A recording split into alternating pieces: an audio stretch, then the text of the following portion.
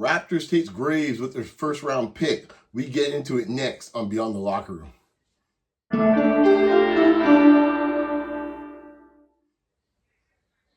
So I'm going to spit off the dome today, just giving you my reactions of what I thought when I saw the selection of Allen Graves as the Raptors pick at 19 in last night's NBA draft.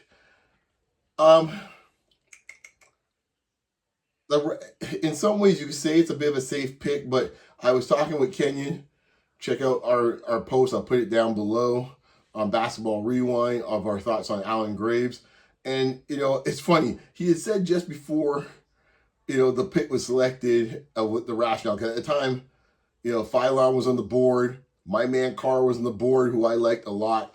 And he said, he made it almost as a throwaway line. He said, well, Graves is the analytics darling or something of that nature, and paraphrasing what he had to say, essentially was that. Now, I said to him, well, that's the pick. That's the pick. And he started rolling his eyes, or he's like, oh, you seriously? That's the pick. Trust me, because that's how the Raptors think. Last year, CMB had the best plus-minus box score. Same with this kid here. Supposedly he's the analytics dream. I think we mentioned that in the pod, so before our post below. And Allen Graves, in my mind, there's a couple of things. Let's get the obvious. Another 6'9" dude. At least this one can shoot a bit, so that's a good thing. But he's another 6'9" guy, and you're sitting here and asking yourself, okay, where is the variety in the roster? Even though I'm no fan of Darko as a coach, and word is that this is Darko's pick, I don't know what they're doing because they don't give themselves a lot of options. Because now you have Graves, who will be playing with a 6'8.5" Scotty Barnes, and another 6'6" CMB, and our 6'8" dude in this case, in Brandon Ingram, and you're sitting there going where are we finding spots in the court? And essentially, he will replace Mamu in the rotation. But when I looked at this team, and I saw what I saw in the playoffs, and throughout this regular season, what did not jump out at me was like, oh boy, we need someone really to kind of deal with the Mamu minutes. That's not what jumped out at me. What jumped out at me was we really had no imagination, no offensive creation whatsoever. Could be a problem. Relying too much on Brandon Ingram. We saw where that had us in the playoffs. Our point guard play, for folks that are really going down the point guard path, we have no one organizes an offense in the half court, which forced us in this case here to have Scotty Barnes do so in the playoffs. That's what mixed results. Overall he played great, but I'm not sure if we had great execution in the half-court offense due to it. That's a whole other discussion for another day. But I'm sitting there going okay. The third thing would be, all right, you know what? We realize in this case here for sure, that's one thing we realize in this Cleveland series, Jakob Poeltl cannot be playing starter minutes anymore. And so we should get a center. And we ended up with essentially none of those three options. We ended up with our 6'9" guy who's very good defensively. So he's like Mamu with defense, great. But he's still 6'8", 6'9", being essentially potentially a backup center. So what is the impact of him on the roster? So you're looking here as a Raptor fan, say, okay, so you slot him in. Let's say he gets the Mamu minutes. We're still back to where we were last year, which is why you didn't want Mamu signed on the team in the first place. Because if you pick a top 10 pick, and I said before, you guys can see it on the videos there on Basketball Rewind. I was not a CMB guy. I own that. That's fine by me. I own it. But what I will say is, once he's on the team and he's a top 10 pick, give him the best opportunity you can to see what the kid has and give him the chance to grow and expand his game. But not in the Darko offense. I keep telling you guys time and time again, the Darko offense is actually the opposite of what people think it is. It is a constrained offense that, in this case, you only can do what you're supposed to do in the slots and the purposes that Darko gives you on the offense. The only person that gets the free wheel on the offense is the point guard. That's the only individual that gets to do whatever the hell he wants. Everybody else, you must be in your slots. And once in a while, when Brandon Ingram's chirping him too many times, then he gets a few shots to do his own thing and go rogue. That's it. So you can hit a bunch of 17-foot fadeaways with guys cleaning off him. Okay. That's your half-court offense. Good luck with that. We saw how that ended up being. So here we are again, once again, with the Raptors. Pick another pick where you're scratching your head at the end of the day. Okay. I wanted, personally, somebody that has the potential to give some high talent and could actually be something more than just a role player. and just a marginal role player. Because really, when you think about it, for folks that are saying like, oh, he taking the Mamu minutes, that's nothing to really be bragging about at 19. Really? Mamu minutes? That's what we're talking about? And oh, by the way, the reason why going back to my Mamu point, why I did not want Mamu on the team is, as I said before, he's eating up CMB's minutes. So now you have two people now, there are two draft picks, essentially playing the same role. And neither of them are a center. He's a bit slow-footed. He's not really the most athletic guy. So once again, another thing I was wanting was some pop, some athletic pop on this team. Because I always say, athleticism shows itself more and more as you get through the postseason. And it's not a coincidence that the teams that end up being in the finals or the Final Four usually have some pretty damn good athletes on the team as well, too. And here we are. Here we are again.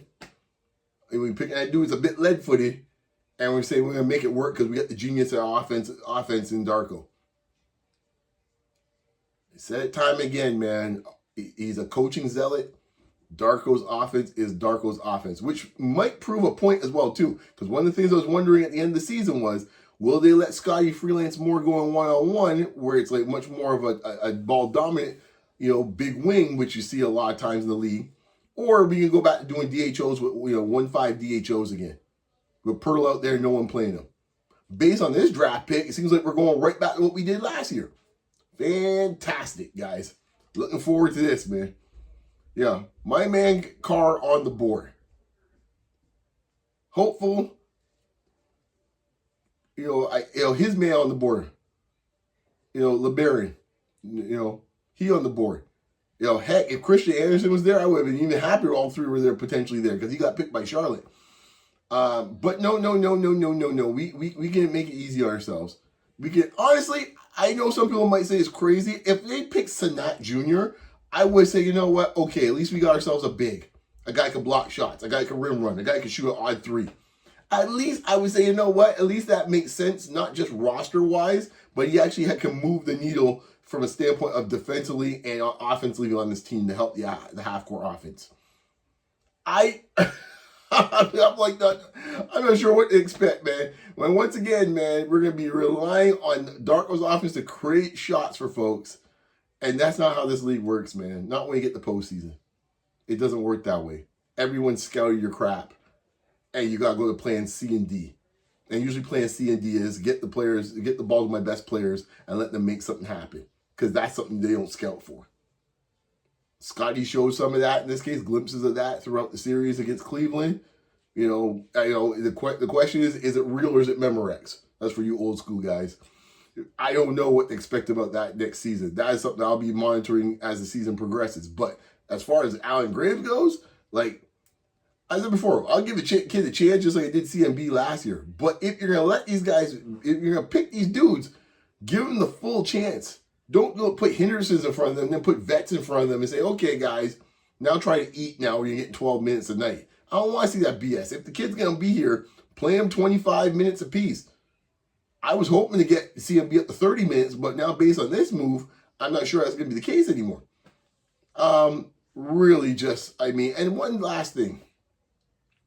I was wondering in this case here, if Shaggy, my apologies, Bobby Webster, because it was never him when it comes to these picks.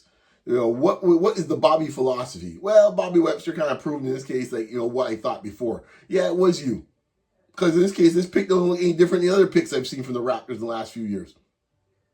But you keep telling me, it's like, that pick last year you didn't want to own the CMB pick. It was Darko. And this year you're kind of playing the same hedging game again. It's like, well, Darko had a lot of say in this. Is what I'm hearing. At this point, I'm just like, they say they're going to address the center and point guard position in the offseason, doing free trade and trades. The Raptors and trades, I've seen how that's worked out. Good luck with that. As far as free agency goes, who's out there, who might not be out there, I don't know what you're expecting to get, but I wish you luck, Raptor fans. I wish you luck. As a Raptor fan, I shake my head with this one, man. But that's all I'll say about that. One locker room team.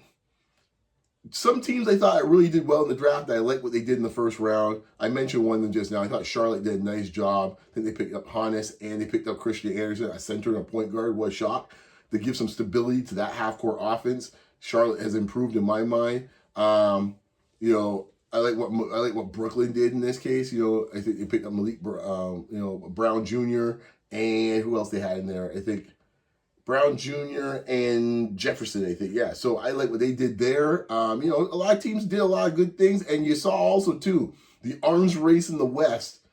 Is like it was really fascinating. OKC picks up the big boy there, Mara, and it's like 7'3". All right, I raise you a 7'3" man for your Wemby. And what does San Antonio do when they got the 20th pick? I give you a shot blocking demon in this case when he's raising acquaintance.